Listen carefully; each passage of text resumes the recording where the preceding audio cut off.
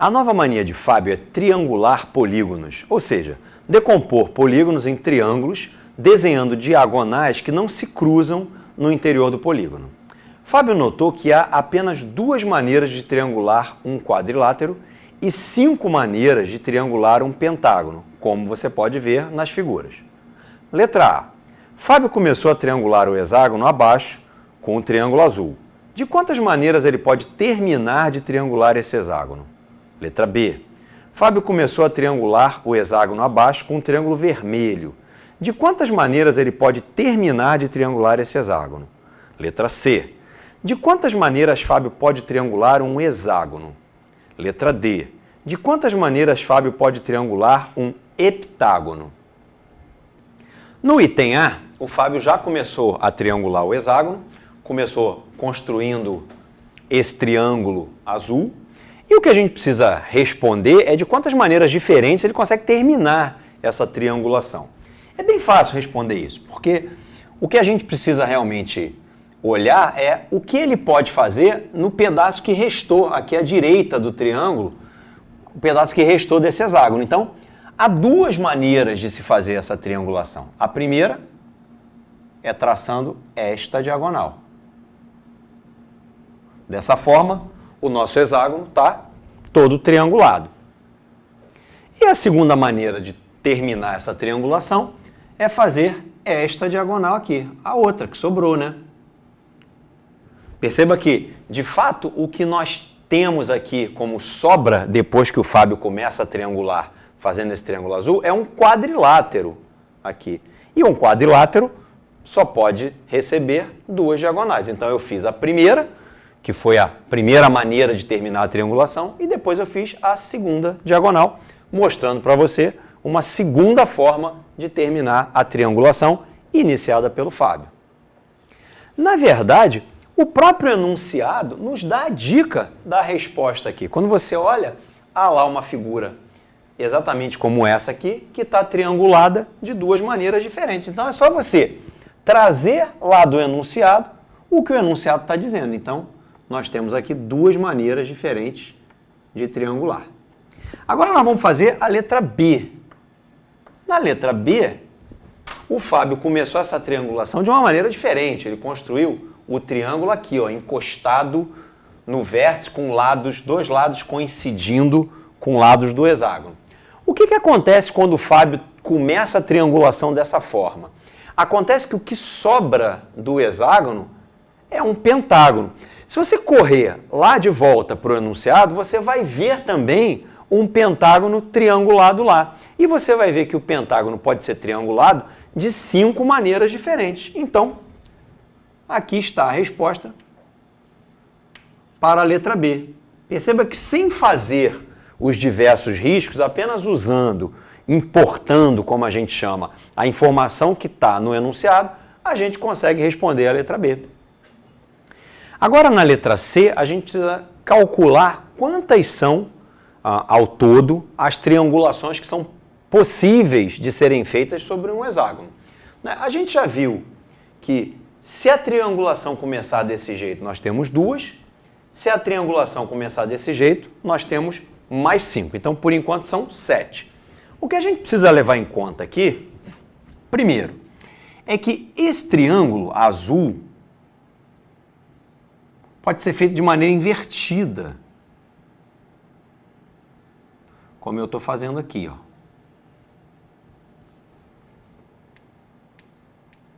Bom, se a gente começar a triangulação desse jeito, eu não vou conseguir ter uma triangulação como as que eu produzo aqui. Perceba que aqui eu tenho uma diagonal que nunca vai acontecer aqui, porque senão ela vai passar por dentro do triângulo que foi formado lá no início, pelo Fábio.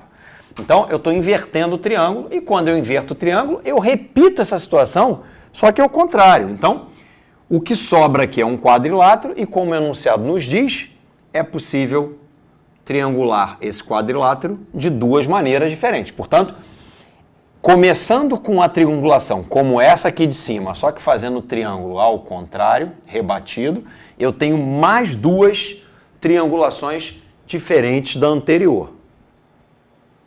E por fim, eu preciso considerar que essa maneira de triangular, começando com esse triângulo aqui, pode ser feita com o triângulo rebatido para cá.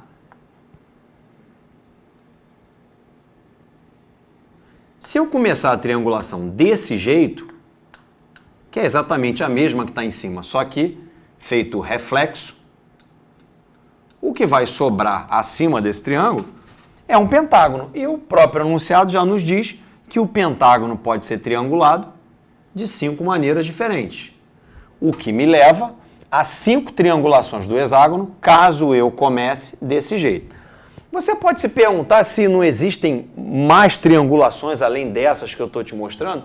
Pode tentar. Qualquer uma que você tentar, ou vai cair nesse modelo, ou vai cair dentro desse modelo, ou desse, ou desse. Então, para a gente responder a letra C, agora falta somar, né?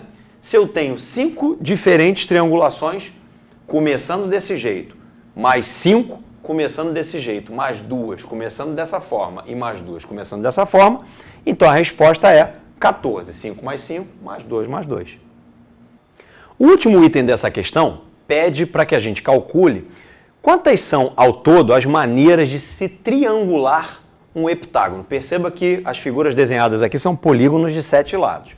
Eu vou fazer exatamente o que o Fábio fez. Eu vou definir um triângulo inicial e, a partir daí, eu vou triangular o que sobrou.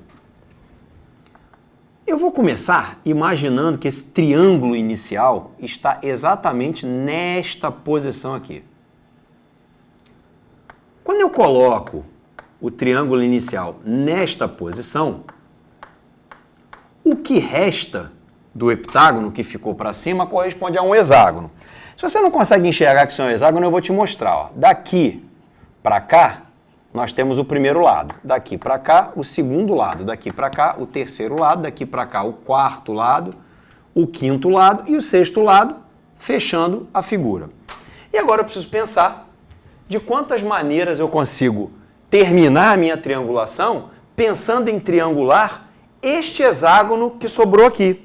Mas o item anterior me levou à conclusão de que um hexágono pode ser triangulado de 14 formas diferentes, quando a gente somou 5, 5, 2 e 2. Bom, agora eu vou mudar o triângulo inicial de posição. Vamos imaginar que, em vez de começar a triangulação com esse triângulo aqui, eu vou mudar de triângulo.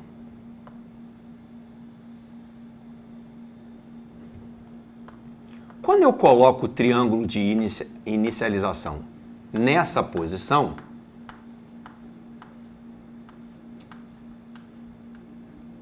o que sobra do heptágono, na verdade, se desfaz em duas regiões. Uma para o lado de cá, que é um triângulo, mas que um triângulo não pode ser triangulado. Então, o que eu posso fazer de triangulação aqui é 0. E do outro lado, me sobra um pentágono. Perceba só. Eu tenho aqui o primeiro lado do pentágono, o segundo lado do pentágono, o terceiro lado do pentágono, o quarto lado do pentágono e o quinto é o que cruza por dentro. E nós sabemos, pelo enunciado, que pentágonos podem ser triangulados de 5 maneiras diferentes. Bom, eu agora vou mudar o meu triângulo de inicialização e vou desenhar ele aqui, ó.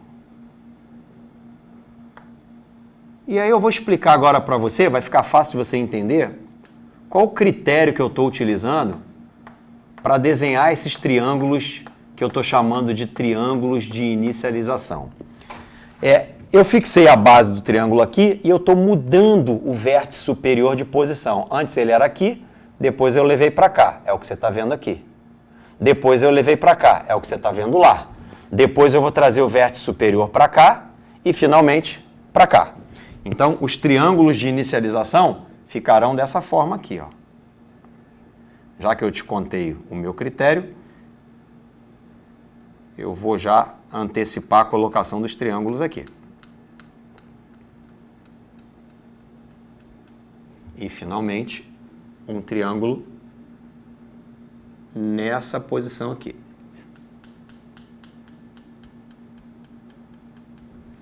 Bom, voltando para a terceira figura. Quando eu faço a minha triangulação começar desse jeito, o heptágono deixa para o lado de cá um quadrilátero, 1, 2, 3, 4, e para o lado de lá outro quadrilátero, um pouquinho menor, mas é um quadrilátero. Então perceba que aqui